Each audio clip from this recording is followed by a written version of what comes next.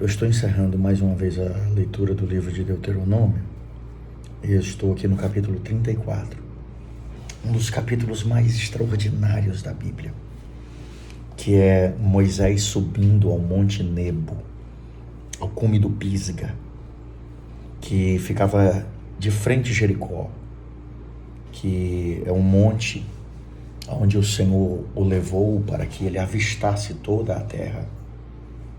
E ali seria o local em que Moisés, o homem de Deus, o servo do Senhor, iria expirar, depois de tantos anos andando com Deus, depois das experiências mais extraordinárias que qualquer homem nessa terra deseja ter, depois daqueles 2 períodos de 40 dias no monte, depois de ver Deus escrever com seu dedo na pedra, andar a pé enxuto no mar, ouvir a voz do Eterno do meio da sarça, o homem de Deus, Moisés, vai tombar.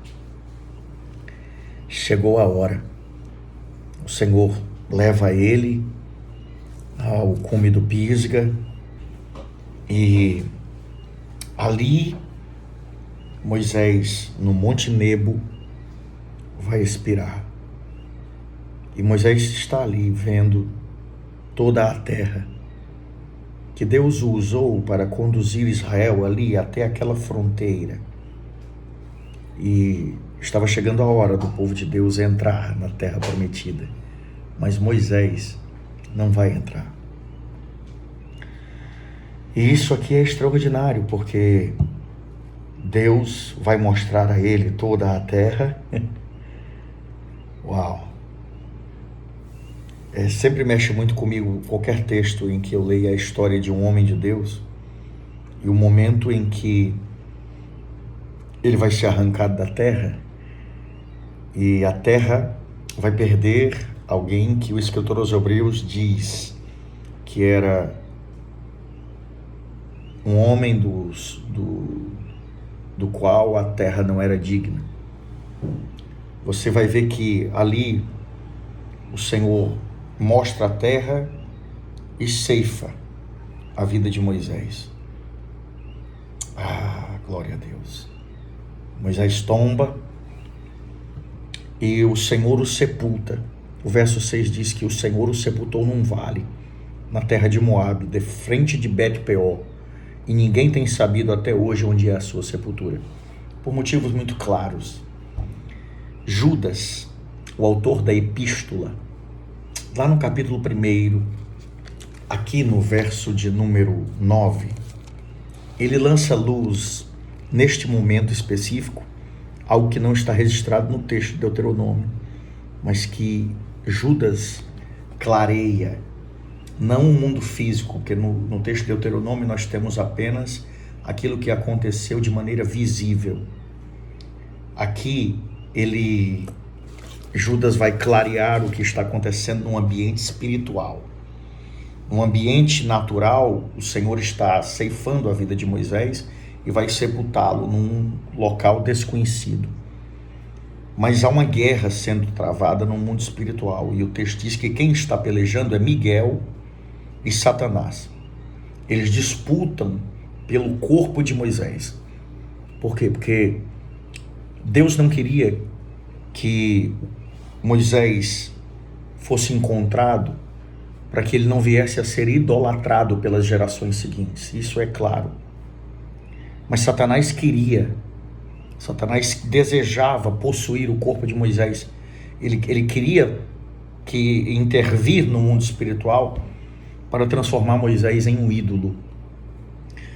E eu estava meditando sobre isso, mas claramente Deus vence essa guerra, porque até hoje ninguém sabe onde Moisés foi sepultado. E o motivo claro, primeiro, é para evitar que o corpo de Moisés fosse transformado a sua sepultura num monumento e ele viesse a ser idolatrado. E Deus escondeu o corpo dele. Esse é o primeiro motivo. Esse é o motivo principal porque Satanás queria o corpo de Moisés. para levar ele a ser idolatrado. Mas também existe um segundo motivo aqui. Eu estava meditando nisso.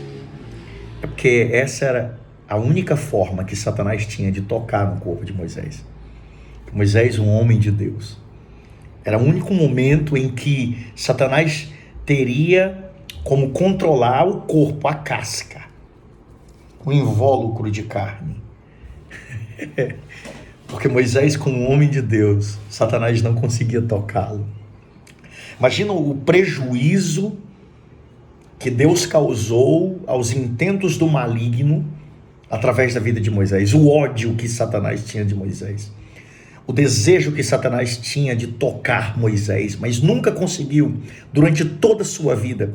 Ele diz: já que eu não consegui em vida, eu vou dominar o seu corpo, eu vou fazer com que as pessoas o adorem depois de morto. Mas Deus diz assim: não, Satanás, nem depois de morto você vai ter direito de tocar no corpo de Moisés.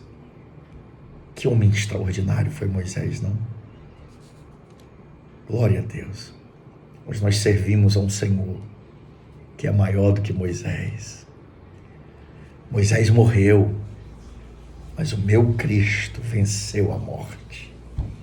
Triunfou sobre o pecado, triunfou sobre a carne, triunfou sobre o diabo, sobre todos os demônios, os expôs ao ridículo, e a tumba está vazia. Uau! Glória a Deus. Satanás não pode tocar num homem de Deus sem a autorização daquele que é dono do homem e da mulher de Deus. Seu corpo, quem você é, o que você tem dono, é o eterno. E Satanás não pode tocar sem a autorização daquele que está sentado no trono. Deus abençoe. Guarde essa palavra no seu coração.